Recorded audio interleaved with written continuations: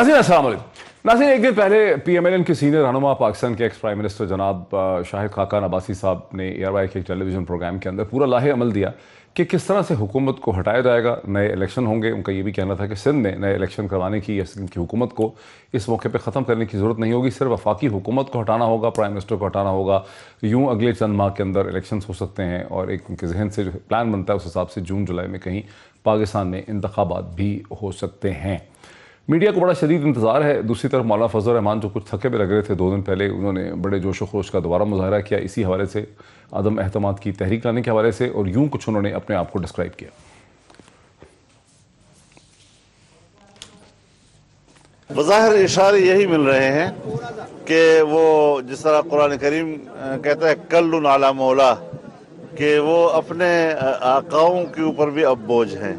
तो मेरा ख्याल में है कि अब वो वक्त आ गया है कि वो मुल्क में किसी को, अब दोस्त को, दुश्मन को, किसी को भी मुतमईन नहीं कर सके हैं और अपनी नाकाम कारकर्दगी की बुनियाद पर अब सब मुत्तफिक हैं कि कौम को इस किस्म के लोगों से निजात दिलाई। तो उन्होंने इशारा दे दिया है कि हमारा खेल ख़त्म हो चुका है और हमने अदम एतमाद की बात करके इशारा दे दिया है कि नया खेल शुरू होने वाला है। मौलाना फजल रहमान ने एक दफ़ा फिर आकाओं की तरफ इशारा किया। शायद मौलाना को अंदाज़ा नहीं है कि हर दफ़ा मौलाना और बहुत से PMLN के लीडरान जब ये सारा मुद्दा और वज़न आकाओं पर फेंकने की कोशिश करते हैं तो उससे आकाओं के कुछ कर सकने की जो सूरत हाल है, उनकी जो इनिशिएटिव लेने की एबिलिटी है, वो भी कमज़ोर होती है। क्योंकि बहरहाल आका भी किसी माहौल और किसी सयाको सबाक के अंदर ही ऑपरेट करते हैं, और जब उनको इतना एक्सपोज कर दिया जाए जैसा कि मौलाना फजल रहमान मसलसल कर रहे हैं, तो शायद उनकी तरफ से भी कुछ सिग्नल आना जो है वो मुश्किल हो जाता है। यही वो सूरत हाल है जिसकी तरफ फवाद चौधरी इंफॉर्मेशन मिनिस्टर ने इशारा किया। अदम एतमाद तब आता है जब आप अपने पाँव पे खड़े हो, जब आपने 24 घंटे इधर उधर मिनटे तरले करके साजिश करके करना हो तो फिर अदम एतमाद नहीं आता। इन दिलों में तेल नहीं है, इनसे अदम एतमाद कहाँ होना है। पीपल्स पार्टी को पता है कि वो खुद तो 15 बंदे नहीं निकाल सकती। गद्दारी साहब ने पीपल्स पार्टी जैसी पार्टी को इतना छोटा कर दिया और नवाज शरीफ की पार्टी जो है वो 4 डिवीजनों में रह गई। तो इसलिए ये फजलुर रहमान के साथ ये मदरसे के बच्चों पे अपनी सियासत जो है वो करना चाहते हैं, लेकिन वो फजलुर रहमान साहब की भी पिछला नाकाम हुआ है, अगला नाकाम हो जाएगा तो इस ब्लैकमेलिंग से भी जान दो। नाज़रीन, फ्रैंकली सूरत हाल ये है कि मीडिया जो है वो तकरीबन 15 दिन से इंतजार कर रहा है कि अदम एहतमाद की तहरीक आए, अदम एहतमाद की तहरीक के हवाले से कोई मूवमेंट हो, कोई पेशरफ्त हो। दूर दूर तक कुछ नज़र नहीं आ रहा। बड़ी मायूसी है मीडिया के अंदर, बिकॉज मीडिया सेंसेशन के ऊपर थ्राइव करता है, उसको रिजल्ट चाहिए होते हैं। बहरहाल आज फिर इस पर गौर कर लेते हैं। हमारे साथ मौजूद हैं मोहम्मद जावेद अब्बासी साहब, सेनेटर रह चुके हैं, PMLN के सीनियर रहनुमा हमारे साथ हैं, और हमें ज्वाइन कर सके कि तहरीक इंसाफ के सेनेटर ओन अब्बास वपी साहब, जो कि प्राइम मिनिस्टर के स्पेशल असिस्टेंट भी हैं। इरशाद अहमद आरिफ साहब पहले पार्ट में मेरे साथ हैं, ग्रुप एडिटर हैं रोज़नामा 92 के, बहुत प्रोमिनेंट मुमताज़ कॉलमनिस्ट हैं उर्दू के पाकिस्तान में। हारून शरीफ साहब भी हमारे साथ हैं, former minister state, chairman board of investment रह चुके हैं, नोटेड पॉलिटिकल इकॉनमी के कमेंटेटर हैं। Very warm welcome to all the people. Javed Abbasi sahab, अगर मैं आपसे शुरू कर सकूँ। जावेद अब्बासी साहब, अब कुछ मायूसी सी फैल गई है। रोज़ ही आपके रहनुमा कहते हैं कि अदम एहतमाद की तहरीक आने वाली है, देखिए प्रोग्राम दिए जा रहे हैं, स्टेटमेंट्स दी जा रही हैं, कुछ होता नज़र आ नहीं रहा। बिस्मिल्लाहिर्रहमानिर्रहीम। बहुत शुक्रिया पीरजादा साहब। मायूसी बड़ा गुनाह है और मायूसी से अल्लाह आपको भी बचाए और फारिक कौम को बचाए। ये खुशखबरी आप समझें, इसको इस तरह आप लें कि ये खुशखबरी दी है कि इंशाअल्लाह वोट ऑफ नो कॉन्फिडेंस या कोई आईनी तरीका जो भी हो सकता है वो ज़रूर मूव होगा। और ये वोट ऑफ नो कॉन्फिडेंस कोई गैर आईनी इकदाम नहीं है, कोई गैर कानूनी इकदाम नहीं है। ये आइन की प्रोविज़न इसमें इसीलिए रखी गई थी कि जब कोई हुकूमत अनपॉपुलर हो जाए या उसकी ऐसी जालमाना पॉलिसीज हो जाए या खारजा महाज पर वो शिकस्त खा जाए या अंदरूनी ऐसे खलफशार का शिकार हो जाए चीज़ें, उस वक्त अपोजिशन की जमातें पार्लियामान में अंदर इकट्ठे होकर नेशनल असम्बली में vote of no confidence move कर सकते हैं। इसलिए अब एक माहौल बनाया जा रहा है, एक माहौल है, जब बदलती तादाद पूरी होगी उस वक्त ये मूव किया जाएगा। और ये एक जमहूरियत का हिस्सा है, ये आईनी तरीका है। हम वो बिल्कुल काम नहीं करेंगे जो इमरान खान साहब ने ताकत की बुनियाद पर काम करने की कोशिश की। अब्बासी साहब, 14 बरस के बाद शहबाज शरीफ साहब ने मुलाकात की परवेज इलाही के साथ। 14 बरस के बाद शहबाज शरीफ साहब की आमद हुई चौधरियों के रिहायशगाह के ऊपर, परवेज इलाही साहब से उनकी मुलाकात हुई चौधरी पर। उसमें क्या निकला है? देखिए, ये सियासी जमातों के लोग सियासी जमातें के लीडर्स आपस में मुलाकात करते रहते हैं, मिलते रहते हैं, एक दूसरे के पास जाते हैं। चौधरी शुजात साहब की तबीयत खराब भी रही है, उसका भी पता किया है। सियासी मामला 14 साल के बाद हुई सर ये मुलाकात। ठीक है, वक्त गुजर गया है, वक्त गुजरता रहता है, ये सियासी अमल है, इसमें कोई बहीद नहीं है कि कब किससे मुलाकात होने पड़े। एक ऐसा वक्त आया है कि आपको पता है कि कैसा इंसिडेंट आया था कि हमने इमरान खान साहब को भी बुलाया था एक मीटिंग में, जब वो अपोजिशन लीडर थे, वो अपोजिशन में थे, वो भी आए थे। तो ये सियासत में कोई चीज आखिर नहीं होती, मुलाकातें भी होती रहती हैं, डिस्कशन भी होती रहती है, पार्लियामान के अंदर भी लीडर मिलते हैं। इसको एक बहुत बड़ी गैर मामूली सूरत हाल नहीं समझते कि शहबाज शरीफ साहब 14 बरस के बाद परवेज इलाही के घर गए? 14 बरस के बाद उनसे मुलाकात की, नतीजा क्या निकला? हमारा और उनका बड़ा तल्लक रहा है, वो अब एक जमात में रहे हैं, बड़ी दोस्ती भी एक जमाने में रही है, फिर दूरियां भी आई हैं, फिर मिसट्रस्ट भी हुआ है, ये भी इसका तारीख का हिस्सा है। और हम कह रहे हैं कि अब ये मिसट्रस्ट ब्रिज भी हो जाए, तो ये सारा मामला तल्लकात रहे हैं, तल्लकात थे, तल्लकात हैं, तो जाहिर है अपनी अपनी सियासत मामलात उनकी अपनी, उन्होंने जमात एक बना ली, ये दूसरी जमात से निकल गए, लेकिन बहरहाल तल्लक बरकरार रहता है, तल्लक होता है और मुलाकातें भी रहती हैं। मैं इसमें कोई अजीब बात नहीं। बफी साहब, आपकी जमात ने यकीनी तौर पे पता करने की कोशिश की होगी कि परवेज इलाही साहब के साथ जो मुलाकातें मसलसल हो रही हैं, और अब जब शहबाज शरीफ साहब ने एक गैर मामूली इकदाम उठाया, उन्होंने खून के घोंट पिए, क्योंकि वो तो मिलना ही नहीं चाहते परवेज इलाही को, सब जानते हैं, तो 14 बरस के बाद चौधरी परवेज इलाही से उन्होंने जाके मुलाकात की। 14 बरस के बाद, हर साल में 365 दिन होते हैं, कुछ पूछा तो होगा, कुछ आपकी पार्टी ने मालूम तो किया होगा कि इस मुलाकात का नतीजा क्या निकला? डॉक्टर साहब, पहले तो अदम एतमाद की बात कर लेते हैं। अगर आपको परसों की मीटिंग याद हो, जिस दिन तमाम पीडीएम के जितने लीडरान साहब बैठे थे वहां पे, उस पूरे कमरे की जरा कैफियत को थोड़ा समझने की कोशिश कीजिएगा। लाहौर में वो जितने हाँ जी, लाहौर में वो जितने पुरनूर चेहरे बैठे थे वहां पे, और जिस किस्म के अंदर वो डिस्कशन हो रही थी, वो उनके चेहरों से आया थी, क्या डिस्कस हो रहा था, क्या होगा, कैसे होगा। और बाद में जब साफी ने पूछा कि अदम एतमाद की तारीख दे दें, जी देखेंगे। आप लोगों ने टेप तो की होगी? अरे नहीं, कोई टेप नहीं कीजिए, करने की जरूरत नहीं थी, जिसमें से कुछ निकलना ना हो। लेकिन इंटरेस्टिंग चीज आपको डॉक्टर साहब जो बताऊं, जो इंटरेस्टिंग चीज है, जब उनसे कहा गया जी कि जो 23 फरवरी को और 23 मार्च का जो लॉन्ग मार्च है, अब क्योंकि वो विड्रॉ कर जाना चाहिए, असल तो मकसद अदम एतमाद लाने का था ये, क्योंकि स्ट्रीट पावर थी नहीं। तो जो सबसे इंपॉर्टेंट चीज है, मौलाना ने पॉइंट रेज किया, उन्हें कहा पहले पीपल्स पार्टी विड्रॉ करेगी अपनी जो लॉन्ग मार्च की डेट है, हम फिर विड्रॉ करेंगे। यानी कि जो मिसट्रस्ट का लेवल है इन तमाम लोगों का हमारी मुखालफत में या पाकिस्तान तहरीक इंसाफ की गवर्नमेंट मुखालफत में, वो इतना क्लियर था। उन्होंने कहा जी पहले पीपल्स पार्टी विड्रॉ करेगी, फिर हम 23 मार्च का विड्रॉ करेंगे। ये ना पीपल्स पार्टी का हम ड्रॉ कर लें और वो लॉन्ग मार्च कर लें। तो जहां पे इतना ज्यादा एक दूसरे के ऊपर बदअतमादी हो, वहां पे क्या एतमाद वो होना है। दूसरी चीज, चौधरी परवेज इलाही साहब बहुत वजनदार आदमी है, पूरी पॉलिटिकल चौधरी शुजात बड़ी एक पॉलिटिकल उनकी जो मेंटालिटी है, बड़ा मैच्योर विजडम के साथ वो सियासत करते हैं।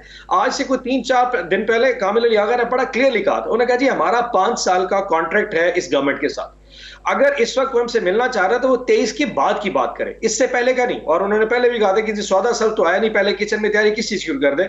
और चौधरी शुजात ने कल जरदारी साहब को भी बड़ा क्लियरली कहा, मेरे ख्याल में जरदारी साहब को कहा था कि जी पहले अपनी क्लैरिटी लेके आइए, आप चाहते क्या है, अदम एतमाद के बाद क्या होगा। अगर मिसाल के तौर पर कामयाब हो जाता है तो माले गनीमत कैसे बांटेंगे, ऑपोजिशन लीडर का माले गनीमत तो ये आपस में बांट नहीं सके, इसके बाद क्या होगा। तो इतने इफ्स एंड बट्स की सिचुएशन में कोई भी अदम एतमाद, कोई तहरीक कामयाब नहीं हो सकती, जहां सारे के सारे जो अलाइज हैं ऑपोजिशन के, वो सारे एक दूसरे पे इतना बदअतमादी कर रहे हो। I rest assured this will fail as always, like पिछले 1 साल में जब से फेल होते रहे सर ये।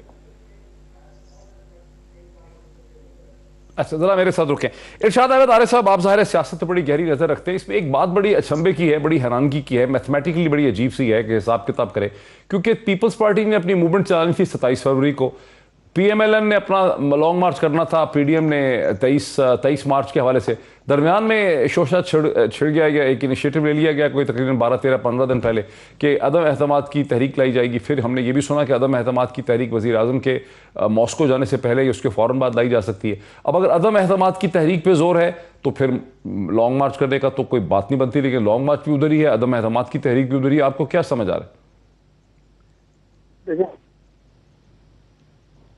जरूरत इसलिए पेश आई कि सिस्टम की बाज जमातों का और खास तौर पर जनाब आसिफ अली जरदारी साहब का ये ख्याल है कि जनाब इमरान खान साहब और इस्टेब्लिशमेंट का एक जो हिस्सा है उनके दरमियान ताल्लुकात अच्छे नहीं रहे, ताल्लुकात में दरारें पड़ चुकी हैं, बेइतमादी की फजा है। इस मौके से अगर हम फ़ायदा उठाना चाहें तो आसानी है। वो कम अज़ कम कहते हैं कि इस वक्त इस्टेब्लिशमेंट न्यूट्रल है और उसका झुकाव या उसकी पुश्तपनाही इमरान खान को या तहरीक इंसाफ की हुकूमत को हासिल नहीं है।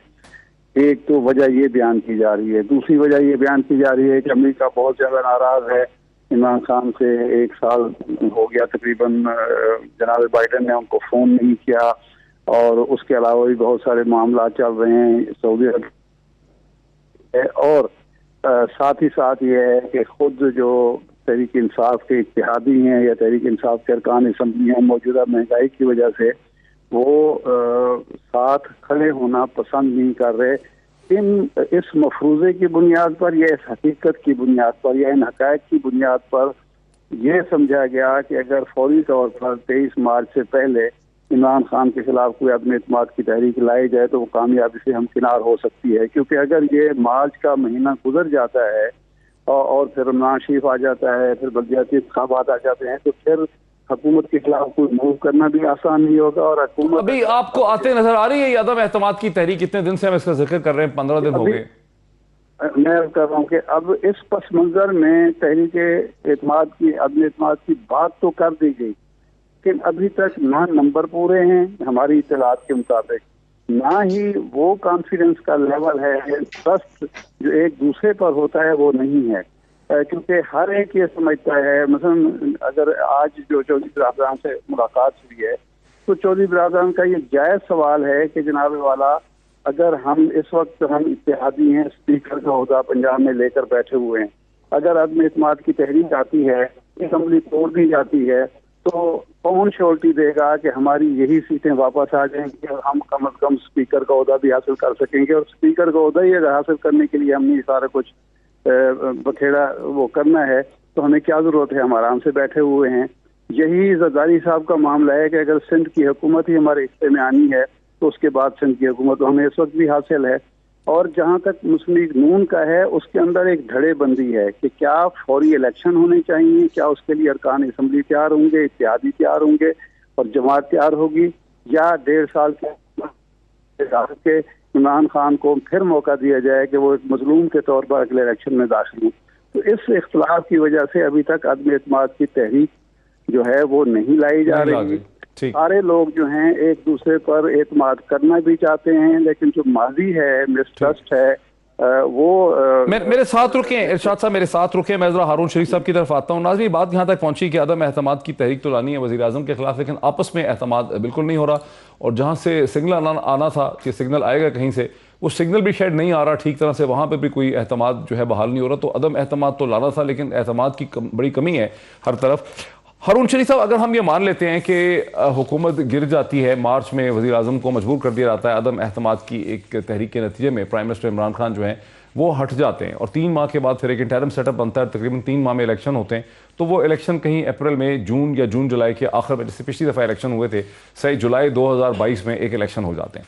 इलेक्शन के बाद ज़ाहिर है अगली हुकूमत को आके ये कहना है कि हमने इतने मैजिकल स्टेप उठाए, हमने इतने बड़े बड़े इकदाम उठाए, ज़रूरतमंदाना इकदाम किए, इंटेलिजेंट ज़हीन हमने स्टेप उठाए, जिसकी वजह से आवाम को हमने रिलीफ दे दिया। अब आवाम को रिलीफ तो तभी आप देंगे जब इकॉनमी बेहतर होगी। इस वक्त सूरत हाल है कि स्टेट बैंक के पास पहले के मुकाबले में कहीं ज़्यादा रिजर्व हैं, गालिबन $17 बिलियन के स्टेट बैंक के पास रिजर्व हैं, कमर्शियल बैंक्स के पास $9 बिलियन के रिजर्व हैं, किसी हद तक चीज़ें इंप्रूव हो गई हैं। क्या आप समझते हैं कि अब मईशत इतनी स्टेबल हो चुकी है, क्योंकि 2018 में तो मईशत बहुत बुरे हालात में थी, अब क्या मईशत इतनी स्टेबल हो चुकी है कि एक नई हुकूमत जो आ जाए अगस्त में 2022 में, वो एक आवाम को तासुर दे सकेगी कि हमने उनके हालात ठीक कर दिए? क्या ऐसे हो चुकी?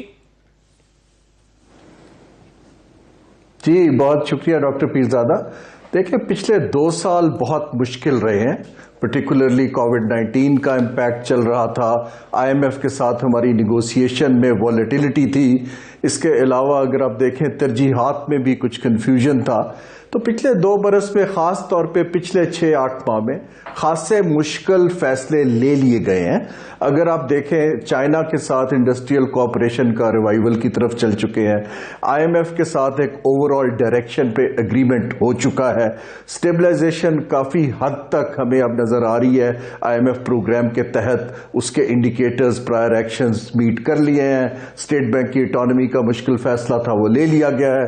सऊदी अरब से आप देखिए रिवाइवल तल्लुकात का जो मुश्किल हो चुका था उसको भी करने की भरपूर कोशिश की गई है।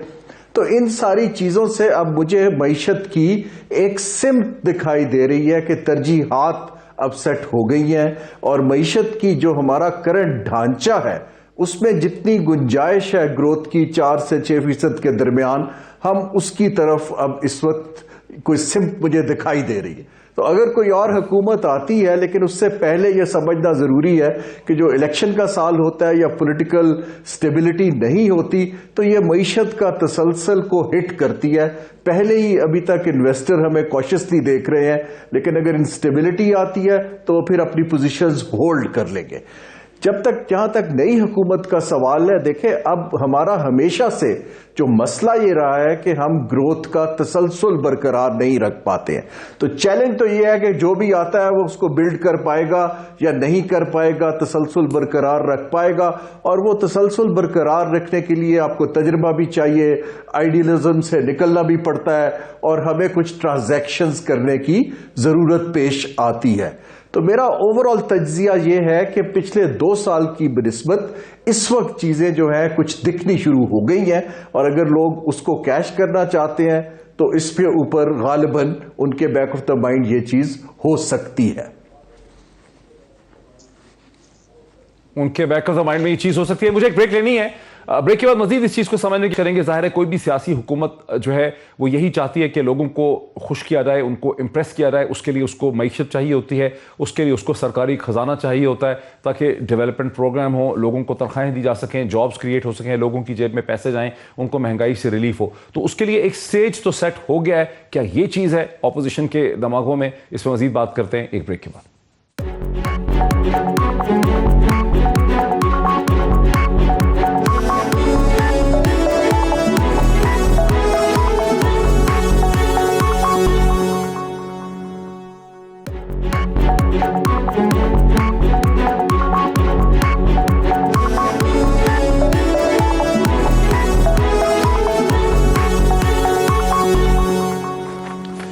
नाज़रीन वेलकम बैक। मैं सीधे चलता हूं जनाब सेनेटर जावेद अब्बासी साहब की तरफ। जावेद अब्बासी साहब, आपने हारून शरीफ साहब को सुना, पाकिस्तान के पहले चेयरमैन बोर्ड ऑफ इन्वेस्टमेंट रह चुके हैं। इससे पहले उन्होंने वर्ल्ड बैंक के साथ और मालियाती इदारों के साथ जैसे डिपार्टमेंट ऑफ इंटरनेशनल डेवलपमेंट के साथ काम किया। इस हवाले से अभी भी बहुत काम करते हैं, कंसल्टेट करते हैं।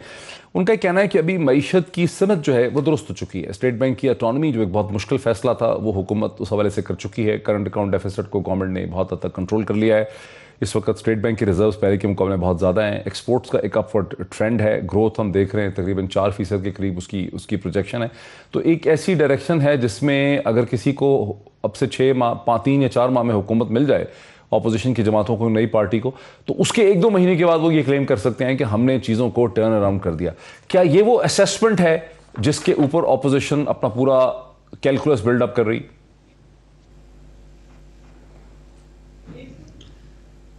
देखिए जी, हारून शरीफ साहब की मुझे रिस्पेक्ट है, वो इकोनॉमिस्ट हैं, उनका एक अपना व्यू है और हमें उसके व्यू की रिस्पेक्ट करते हैं।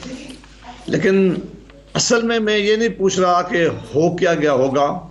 आज की पोजीशन जो है वो बहुत तकलीफदेह है पाकिस्तान के लोगों के लिए। बहुत ज़्यादा मुश्किलात हैं, बहुत ज़्यादा महंगाई है, बहुत ज़्यादा बेरोज़गारी है, बहुत ज़्यादा गवर्नेंस के इशू हैं।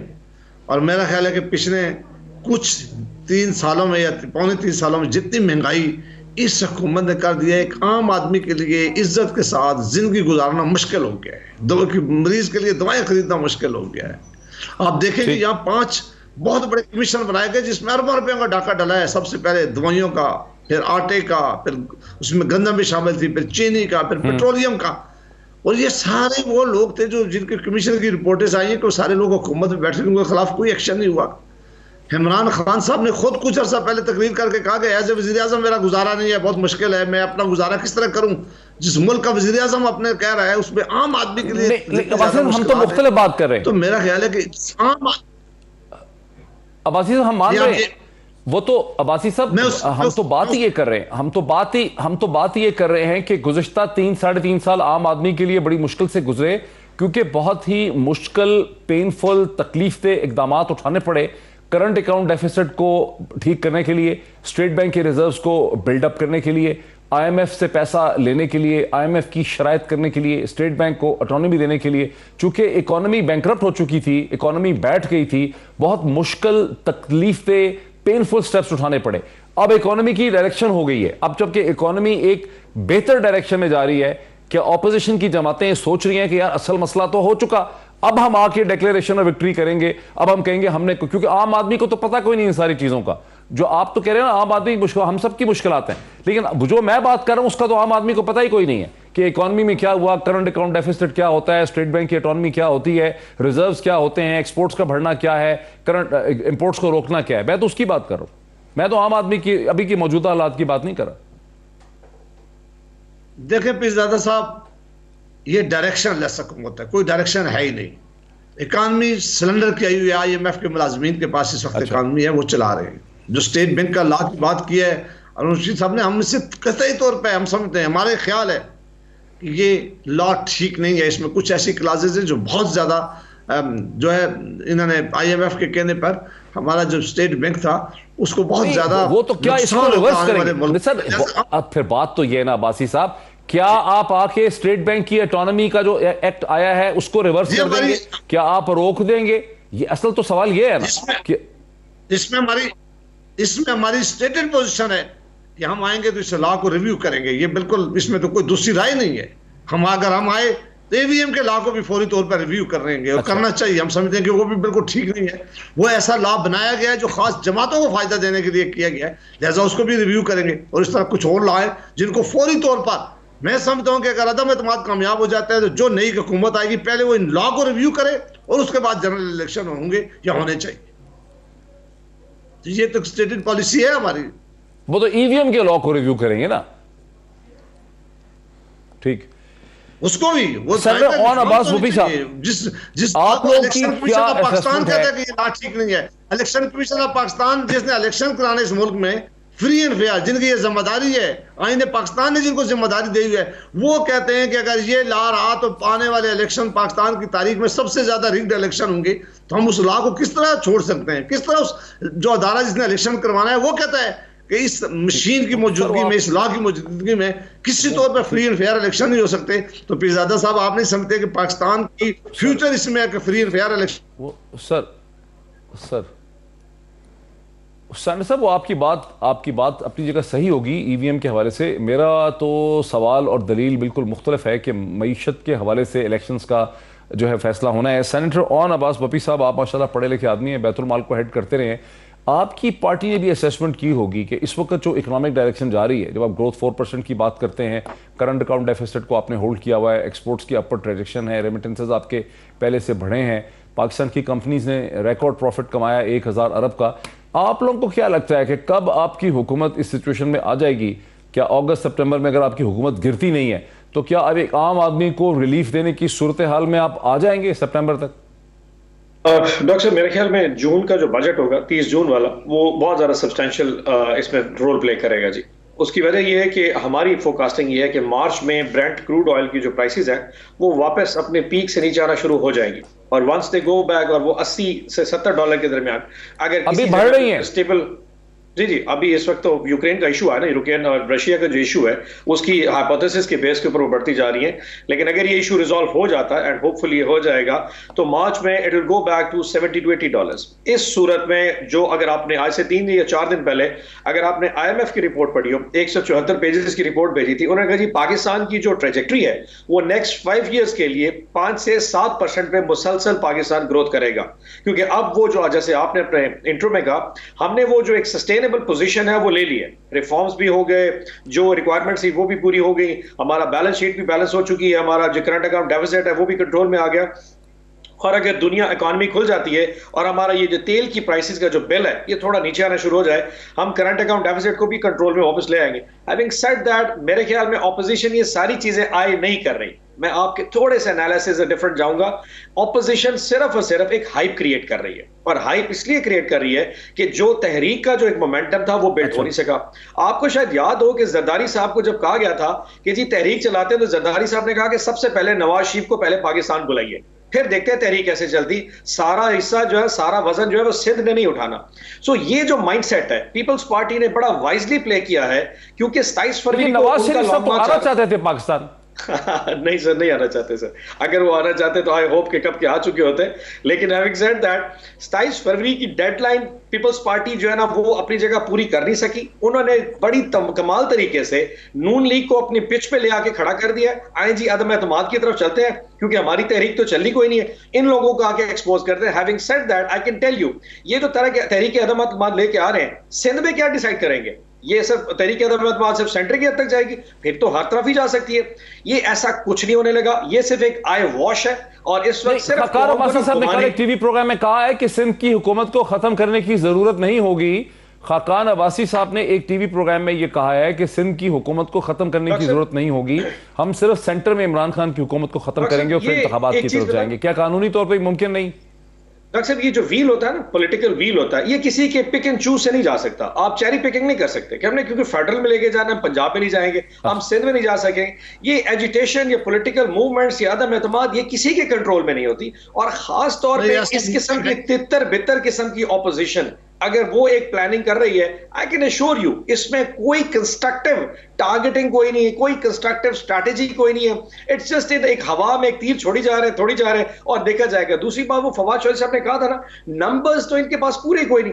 एक बिला वजह का एक तवातुर पैदा किया जाएगा 2-3 हफ्ते के लिए। हमारा माइंडसेट जो है ना, हम इकोनॉमी पे फोकस करना चाह रहे हैं, हमें वो पॉलिटिकल तरफ ले आएंगे। मार्च पे फिर चीजें स्टेबल हो जाएंगी और end of the story. But इस पूरी गेम में अगर किसी को नुकसान होगा वो पाकिस्तान मुस्लिम लीग नून होगी, क्योंकि ये पीपल्स पार्टी की चाल है। That's what they are planning कि एक दफा इनको दोबारा डिच करके जो दमखम थोड़ा सा इनमें बचा हुआ है वो इनको एक्सपोज कर दिया जाए, क्योंकि फेडरल में पीपल्स पार्टी से ज्यादा नून लीग का स्टेक्स हैं बड़े। So having said that, please हमारा फोकस बिल्कुल इकोनॉमी पे है। हम इंशाल्लाह जून जुलाई में जाके अपने स्टेबल माइंडसेट पे जाएंगे। अगले 9 महीने जून के बाद हम करेंगे और अगले साल इंशाल्लाह जब इलेक्शन में जाएंगे इकोनॉमी अपने पीक पे होगी और हम लोगों को जाके अपने मैंडेट के लिए दोबारा रिक्वेस्ट करेंगे। सर मैं ब्रेक ले लूं, ब्रेक के बाद में वापस आते हैं आफ्टर द ब्रेक।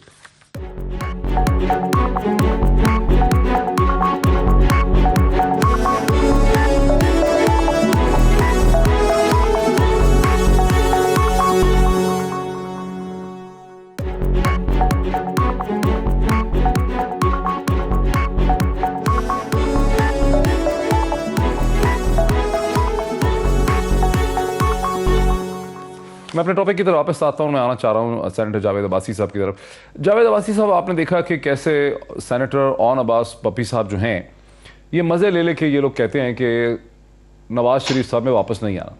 आपकी पार्टी के बहुत से लीडरान स्टेटमेंट देते रहे, हमें बताते भी रहे, दरपर्दा भी बताया, टीवी प्रोग्राम्स में बताया कि नवाज शरीफ साहब का वापस आने का प्लान बन रहा है। नवंबर में कहते थे वो दिसंबर में आ जाएंगे। फिर हुकूमत ने मुतालबा करना शुरू कर दिया कि नवाज शरीफ साहब वापस आएँ और आपकी पार्टी जो है वो खामोश होगी।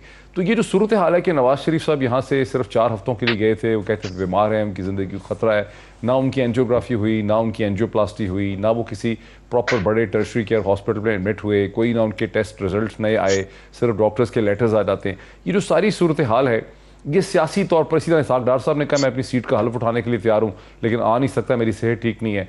हसन हुसैन यहाँ मतलूब हैं केसेस के लिए, वो भी वापस नहीं आते। तो ये जो सारी सूरत हाल है, आप नहीं समझते कि इसके बारे में लोग आपसे सवाल पूछते हैं, कोई इसका जवाब आपको देना पड़ता है? नहीं, सवाल सिर्फ ज़ाहिर है जब हुकूमत के लोगों के पास अपनी नाकामियां का जब हम सवाल पूछते हैं कि आपने लोगों से ये वादे किए तो क्यों नहीं पूरे किए, तो ऐसे सवाल ज़रूर हुकूमत के लोग उठाते हैं। जब हम कहते हैं कि मेहरबानी करके आपने कहा था कि हम महंगाई को ख़त्म करेंगे तो क्यों नहीं की, फिर वो इस तरह के सवाल उठाते हैं। जब उन्हें हम कहते हैं कि जनाब मेहरबानी करके आपने जब कौन से वादा किया था कि हम इतने घर बनाएंगे, वज़ीर-ए-आज़म हाउस की और गवर्नर हाउस की दीवारें गिरा देंगे, इस मुल्क की इकानमी बेस्ट कर लेंगे, तो ऐसे सवाल आते पूछते हैं। इनका हक है सवाल पूछना। नवाज शरीफ साहब तशरीफ लेके गए थे, मियाँ शहबाज शरीफ साहब ने उनका जो एफिडेविट दिया था, जो उनका कहा था गारंटी दे, उसमें पिरजादा साहब आपने काफ़ी दफ़ा देखा होगा कि उसमें जो सेकंड पैराग्राफ है उसमें उन्होंने लिखा था कि वो ज़रूर तशरीफ़ लाएंगे और अपना इलाज मुकम्मल करके आएंगे। आज भी हमारी स्टेटेड पोजीशन यही है। जब से वो गए वहाँ से कोरोना बहुत ज़्यादा था, कोरोना में बड़े प्रोसीजर थे वो हो नहीं रहे थे, हाँ इंग्लैंड वालों ने सारे प्रोसीजर रोके हुए थे, और जो ही ये प्रोसीजर उनके मुकम्मल होंगे इंशाल्लाह वो पाकिस्तान में ज़रूर तशरीफ़ लाएंगे। उनकी सारी सियासी जमात यहाँ मौजूद है, हम सारे लोग यहाँ मौजूद हैं, पार्लिमान के अंदर भी और पार्लिमान के बाहर भी, और वो भी वापस ज़रूर आएंगे अपना इलाज करवा के। ये मुल्क है उनका और इंशाल्लाह अपना रोल भी प्ले करेंगे आकर यहाँ सियासी। अच्छा, पता नहीं अब ये सेटिस्फेक्शन ऑन अब्बास वो भी सब आपने तो बड़ा केस बिल्डअप किया था नवाज शरीफ साहब के ना वापस आने का, लेकिन सेनेटर साहब की बात से लगता है कि उनका वोटर बेस जो है उसको कोई फर्क नहीं पड़ता इस पूरी सूरत हाल से। आप अपनी तरफ जो मर्जी कहते रहें, उनका जो वोटर बेस है वो इस मामले में सेंसिटिव नहीं है। डॉक्टर साहब किसी टॉक शो को उठा लीजिए, शाम 7 से 11 तक पूरा 7 दिन आप कोई टॉक शो उठा लें, जिस किसी नून लीग के ऑनरेबल दोस्त से पूछा जाए कि जी मियां साहब कब आ रहे हैं या उनको आना चाहिए, कोई इस तरह का स्ट्रेट फॉरवर्ड जवाब देना पसंद ही नहीं करता कि आएंगे नहीं आएंगे, कब आएंगे, क्यों आएंगे। वो ऐसा घुमा घुमा घुमा के बात करके खत्म कर देगा और बात महंगाई या गुर्बत ले जाएगा। डॉक्टर साहब एक चीज समझने की जरूरत है, इस कौम का सबसे बड़ा मसला गुर्बत, महंगाई और बेरोजगारी नहीं है। इस कौम का सबसे बड़ा मसला करप्शन है। आज अगर आपने ये करप्शन के ऊपर हल्की सी नरमी इख्तियार कर दी, यकीन जानिए अगर मुल्क की लीडरशिप, टॉप टियर लीडरशिप यानी कि प्राइम मिनिस्टर और चीफ मिनिस्टर्स के ऊपर आज आपने बख्श दिया, इस कौम को हर शख्स वो लूट के खाएगा, नीचे पटवारी से लेके ऊपर वजीर आजम तक हर शख्स ये अपना हक समझेगा हमें खा जाना। लेकिन तकलीफ ये है, और दिस इज वेरी कि नून लीग ने शायद इस चीज को इतना इजी ले लिया। मैं मिसाल देता हूं डॉक्टर साहब कि अगर आज जाहिर जाफर अपने आप को पागल साबित करके ये हो जाए कि मैंने नूर मुकद्दम का कत्ल नहीं किया और वो सिस्टम को मुंह चिढ़ाना शुरू कर दे, वही काम इस वक्त नवाज शरीफ साहब पूरे सिस्टम को मुंह चिढ़ा रहे हैं। एक जाली मेडिकल रिपोर्ट्स की बेस के ऊपर पिछले 2.5 साल में लंदन में बैठ के वो जेल की उस इंतजामिया को, वो तमाम बार्स को, वो तमाम पूरे सिस्टम को बता रहे हैं this is how you manoeuvre, this is how you manipulate. इस बात के ऊपर बैठ के तमाम मेरी ऑपोजिशन की नून लीग की जो सेकंड ईयर लीडरशिप है वो किस तरह ब्रैग करती है, किस तरह प्राइड फील करती है। I feel shame about it. दुनिया इसको देख के क्या सोचती होगी डॉक्टर साहब, अगर मैं कभी दुनिया में किसी जगह पैनल लेकिन पे आपने गया, सुना कि सेनेटर जावेद अब्बासी साहब ये कह रहे हैं कि चूंकि आप लोग अवाम के मसाइल का कोई हल नहीं निकाल पा रहे, महंगाई का हल नहीं निकाल पा रहे, उसमें नाकाम हो गए, अपने वादे नहीं पूरे किए, इसलिए आप बार बार नवाज शरीफ और उनके खानदान का जिक्र कर रहे हैं। डॉक्टर साहब अवाम के मसाइल अपनी जगह पे, मैंने फिर वो अपना पॉइंट रीट्रेट करता हूं, अवाम का सबसे पहला मसला ये गुर्बत आखिर क्यों आती है, बेरोजगारी क्यों आती है, ये महंगाई के एलिमेंट्स हैं क्या? Corruption is the main element. अगर ठेकों पे कमीशन लिया जाएगा, अगर यहां पाकिस्तान से पैसे उठा के हुंडी के जरिए लंदन में फ्लैट्स बनाए जाएंगे तो पैसा कैसे बचेगा? देखिए गवर्नमेंट के पास एक रेवेन्यू आता है टैक्स से, उससे उसने अवाम पे पैसा खर्च करना जिसकी वजह से गुर्बत नीचे जानी है। अगर उस रेवेन्यू के पैसे में से यहां से उसको कट लगाना शुरू कर दे, 5%, 10%, 20% सड़कों पे, पुलों पे, मेट्रोस पे कमीशन खाना शुरू कर दे और बाद में सिस्टम को पागल बना के बाहर चले जाए, देखिए जी आप गरीब हो रहा है, तो ये सिस्टम को मैनिपुलेट कर रहे हैं। That is what my point is कि गुर्बत और महंगाई से आप कभी भी आई वॉश मत कीजिए। Let's talk about the real problem, that is corruption। आप मेहरबानी करके, और ये मिन्नत, ये कौम आपसे माफी मांगती है, एक दफा वापस आइए, अपनी सजा पूरी कीजिए। 10 साल की आपकी सजा है, आपका छोटा भाई 18 फरवरी को उसका ट्रायल भी शुरू हो जाएगा, वो भी कौम को पता चल जाएगा। लेट्स हैव अ लाइव, पूरी की पूरी जो आपकी टेस्टिमनी है उसको लाइव देखते हैं, डे टू डे हियरिंग करते हैं। अच्छा। कौम के पास 2023 में 2 चीजें जाएंगी, या मुस्लिम लीग नून बिल्कुल आकड़ के सामने जाएगी कि जी हमारे खिलाफ कुछ साबित हुआ और हम माफी मांगेंगे, या फिर हम गरूर के साथ जाएंगे कि देखिए ये चोर थे, हमने साबित कर दिया। किसी एक को गलत मौका साबित करने का मौका डॉक्टर साहब इस दफा मिलना चाहिए। अच्छा, सो नून लीग के पास लेट्स डू इट। अब मेरे ठीक है, आपका बड़ा बहुत लंबा चौड़ा आपका मौकफ जो है वो आ गया। मुझे लग रहा है कि जावेद अब्बासी साहब भी बोलना चाह रहे हैं। मैं एक्चुअली हारून शरीफ साहब की तरफ जाना चाह रहा था। जावेद अब्बासी साहब अगर आपने कोई क्विक कमेंट करना है इनके जवाब में कर लें, बिकॉज मैंने हारून साहब से तरफ जाना है। आप जरूर उनकी तरफ जाएं। मुझे रिस्पेक्ट है सेनेटर साहब की, 3.5 साल हो गए हैं, आप नारे लगा रहे थे, आप कह रहे थे हम करप्शन का पैसा वसूल करेंगे, आपके पास हुकूमत है, आपने और आपके शहजाद अकबर ने कितनी बड़ी बड़ी प्रेस कॉन्फ्रेंसें की हैं, कितने बड़ी बड़ी झूठ बोले, कितने बड़ी बड़ी बयानबाजी की है।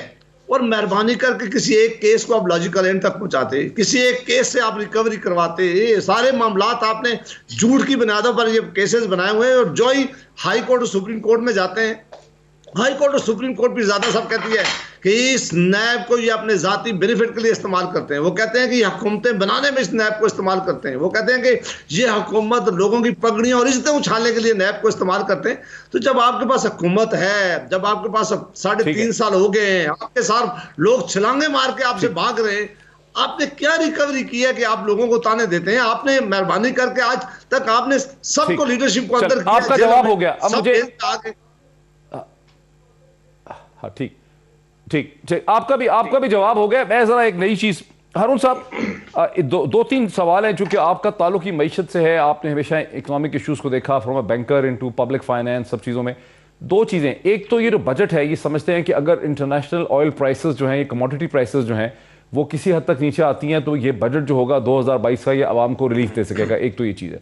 दूसरा जो सवाल है जो बार बार दोहराया जाता है और हम प्राइवेटली भी बहुत सुनते हैं कि पाकिस्तान की जो एनर्जी कॉन्ट्रैक्ट्स हुए हैं इंडिपेंडेंट पावर प्रोड्यूसर्स के, चूंकि उसमें रेट ऑफ रिटर्न जो है इन्वेस्टमेंट्स पे बहुत ज़्यादा है, जिसकी वजह से सर्कुलर डेट जो है वो बहुत ज़्यादा बढ़ता है और फिर करप्शन और कमीशन की बात होती है। तो पहला तो सवाल ये है कि अगर ये जो कॉन्ट्रैक्ट सही होते तो क्या उससे पाकिस्तान की मईशत आज हमें बेहतर नजर आती है अगर हमारी एनर्जी सस्ती होती?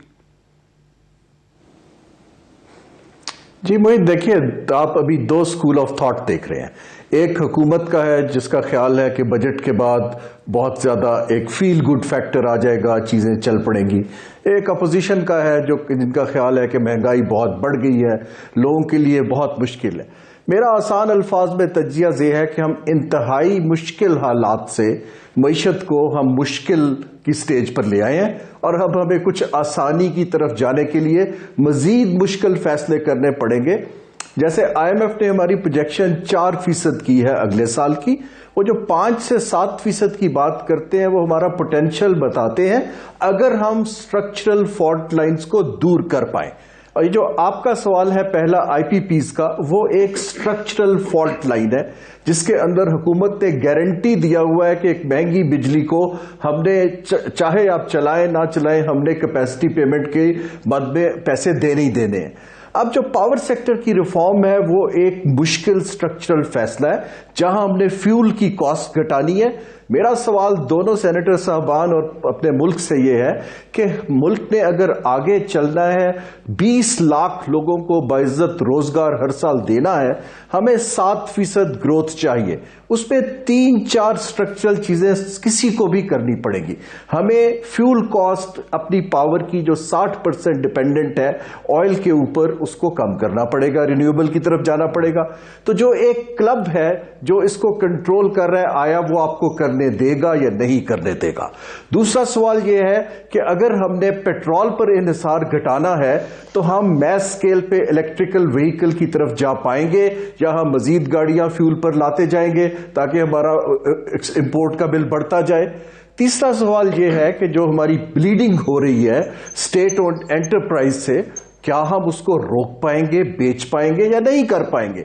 आखिरी सवाल यह है कि ये जो फील गुड फैक्टर होता है, हम कभी भी ग्रोथ को सस्टेन क्यों नहीं कर पाते कि हमारे में एक अच्छी पॉलिसी बनाने की सलाहियत है और उसको हम ब्यूरोक्रेसी को छोटा करके प्रोफेशनल्स के लिए स्पेस क्रिएट कर पाएंगे या नहीं कर पाए? अगर तो हम ये कर पाए और मईशत का स्ट्रक्चर कर पाएंगे कि नहीं कर पाएंगे। हारून से बहुत शुक्रिया। हारून शरीफ साहब पाकिस्तान के एक्स चेयरमैन बोर्ड ऑफ हमारे साथ थे। इरशाद अहमद आरिफ साहब का, मोहम्मद सेनेटर जावेद अब्बासी साहब का, सेनेटर ओन अब्बासी साहब का भी बहुत शुक्रिया। नाज़रीन, जो कुछ हारून शरीफ साहब कह रहे थे, काश कि पाकिस्तान की सियासी जमातें इन इशूज़ पे बात कर सकती जो दर हकीकत पाकिस्तान की मईशत के और पाकिस्तान के अवाम के असल इशूज़ हैं कि हम एनर्जी की क्या पैसे दे रहे हैं, सर्कुलर डेट हमारा क्यों बढ़ रहा है, हमारे स्किल सेट्स क्या हैं, हमारे तालीमी इदारों से, हमारे पॉलीटेक्निक से किस किस्म की स्किल्स निकल रही हैं, हम एक्सपोर्ट्स क्यों नहीं बढ़ा पाते, इंपोर्ट्स क्यों नहीं रोक पाते। इन इशूज़ पे कोई सियासी जमात बात कर नहीं सकती। बहरहाल ये डिस्कशन आपने देखी, आज इतना ही, फिर आपसे मुलाकात होती है। बहुत शुक्रिया।